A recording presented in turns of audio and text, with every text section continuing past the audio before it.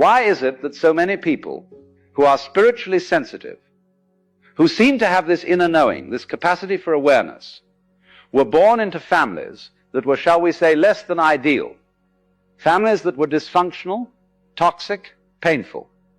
And you might think, well, if the universe is so wise, if there's some kind of intelligence behind all this, why would it put these sensitive souls into such difficult circumstances? But what if I told you that this is not a mistake?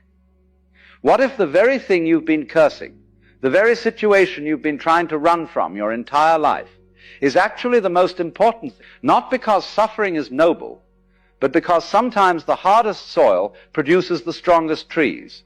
See, we have this notion that spiritual awakening should come through pleasant experiences, through meditation retreats, through reading wise books, through sitting quietly in beautiful gardens. And yes, these things can help.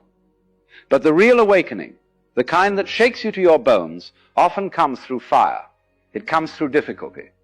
It comes through having everything you thought you needed stripped away until all that remains is what you truly are. Think about it this way. If you were born into a perfectly harmonious family, where everyone was kind and understanding, where love flowed freely and naturally, would you ever question anything? Would you ever look deeper? Would you ever have to develop that inner strength, that capacity to see through illusion? Probably not.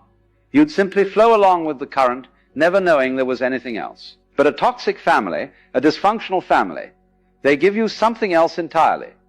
They give you friction. They give you problems that cannot be solved by ordinary means.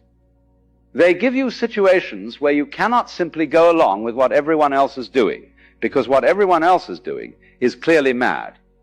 And in that friction, in that impossibility, something begins to wake up. Let me put it to you another way. When a grain of sand gets into an oyster, it irritates, it hurts. The oyster cannot simply eject it. So what does the oyster do? It begins to coat the grain of sand with layers of nacre, slowly, patiently, and eventually that irritating grain becomes a pearl. The most beautiful thing the oyster creates comes from the thing that hurt it most. Your toxic family was the grain of sand.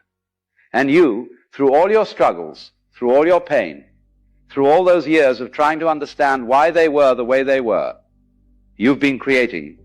You've been developing something that people born into easy circumstances never have to develop. Wisdom. Real wisdom. Not the kind you read in books, but the kind that comes from having to figure out how to survive when everything around you is chaos.